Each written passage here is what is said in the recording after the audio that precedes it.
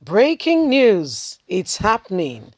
Bandits kidnap Emir, two of his grandchildren, eight others in Kaduna. Hello, my wonderful people. When we say speak, they say no, be quiet. Buhari is the president, he's from the north. If you speak, it will look like you are going against your own. They will laugh at the north. Allow Buhari, let him, lead. You want the South to speak against him. My dear, Emir has been kidnapped. Emir has been kidnapped. You see, what goes around come around. You know what is saving the governors, the senators, and the House of Rep members? Is because most of those people have security around them. Sadly, it's not the same for all Nigerians. So these people, they go about, with entourage of security personnel heavily armed, who could, sometime wear off this these people when they come to them. Take, for instance, the governor of Kano State, Ganduje, was attacked. Was it about 2 weeks ago? We reported to you, his convoy was attacked. Thank God for him. He had security details around him that were able to ward off the bandits. But it's not the same for every Nigerian. Please don't forget to give us a thumbs up. Subscribe if this is your first time. Let's get all the details. Bandits kidnap Emir, two grandchildren, eight others in Kaduna. Kaduna Police Command has confirmed adoption of Emir of Kajuri, Halaji Hassan Abdul, at his residence in Kajuri local government area. In his very residence, not somewhere else. Police spokesman Mohammed Jango confirmed the second-class emir adoption to the nation on Sunday morning. According to him, yes, it is true. The emir was adopted alongside 10 other people, not 12 people. He, however, said a manhunt has already been launched to rescue the emir and on Hot and the people adopted with him.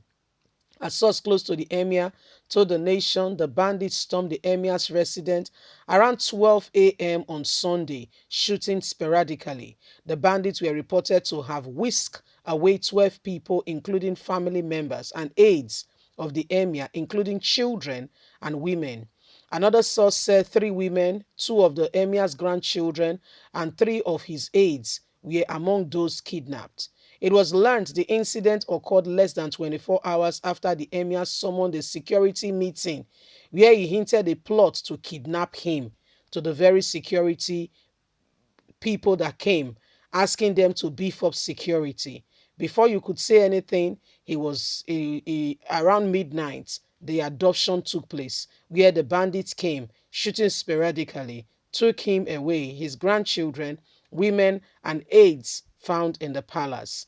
His whereabouts is still unknown. Police are still on the trail trying to determine where the emir has been taken to. So you see, when we say what goes around come around and that people should speak, they say no, Buhari is the president, is from the north. If you speak, well, you will be selling away Buhari. The South will laugh at us. So please, let's not disgrace our own. Let's allow Buhari and let's allow him. He's the president, and we will support him because anybody that speaks is like an enemy. Anybody that speaks is like an enemy. You see. So these are some of these are some of the things going on. These are some of the things happening right now as we speak. These people are not being honest. Why can't Nigerians stand as one and said Buhari must go? You hear that word, Buhari must go, was the reason why 5 young men in Dunam's church were arrested. As we speak, we'll be bringing you full up-to-date details regarding that very issue. For saying Buhari must go, their life is in danger as we speak. DSS is holding them captive for no crime, just because they didn't say any word from their mouth, because of an inscription on their shirts. Supposing that shirt, they just wore it without even taking thought, just wear a shirt that says, for instance, I am blessed, I am the best. So you'll be held responsible for saying you are the best. Do you get what I mean? It could be anything written on that shirt. Buhari is a tyrant. He's a dictator. He's not a democratic leader. You see, Nigerians were all swiftly deceived in 2015 when we were all convinced that change was coming and this man was going to effect the change. My people, we have seen more harm than good. We have seen more. In fact, everybody is wondering, what mistake did we make? Where exactly did we go wrong? How did we come to this place that we made such a mistake? And so even the north is bleeding. An Emir now has been adopted. So why are we deceiving ourselves? Why do we keep lying to ourselves? Why? What's the reason? Why do we keep lying to ourselves? Saying that, we know what the problem is. Let's call a spade a spade. Let's stop deceiving ourselves. We all know what this problem is. We all know. We all know what this problem really is. Let's call the let's face it. Let's stop deceiving ourselves. There is serious cause for concern. Let's stop deceiving ourselves. There is no need for us going about the bush. So by the time they finish with the Emir, Kanu, they will go for El-Rufai. Don't forget that El-Rufai has taken his son from school, saying that they are targeting to also kidnap his son. Remember, he's one of the governors who took his son to a government school to show that the government school are not that bad. Blah blah blah blah blah. When you know that you cannot take your child to that government school, so he secretly went to take his child out of that school. Secretly went to take his child out of the school. You see, so don't let them deceive you. Don't let them deceive you. When he was asked, saying, Erufai, your son has left the school. He said, yes, so they are planning to kidnap him. So you know that you have to protect your son. What about other Nigerians? You are not a leader. Most of those people are not leaders, are opportunists. You see, that's why, listen, Nigerians, I'm not saying, whatever you want to do, however you want to effect this change, I would really seriously love that Nigerians begin to see to it that they express their position in all of this. If you want your voice to be heard in this nation, please join politics. I'm not saying APC or PDP.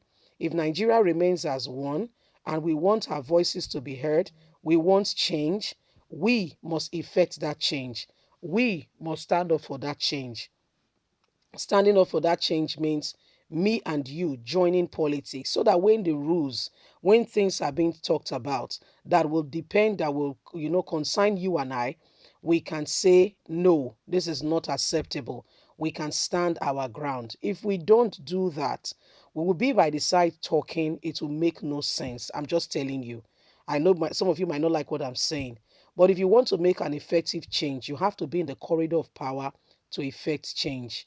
True change will only come when we all speak together as one, when we make our position known in Senate, in House of Representative, when we all stand up together as one rather than staying by the side. Nobody will hear your voice. They sit down there, have a cup of tea or a beer, whatever they want to have, and they come out and they tell you this is the law. Whether you like it or not, you will comply. So why can't we do something that is worthwhile to help us instead of just speaking after the deed has been done? God bless you. Bye for now.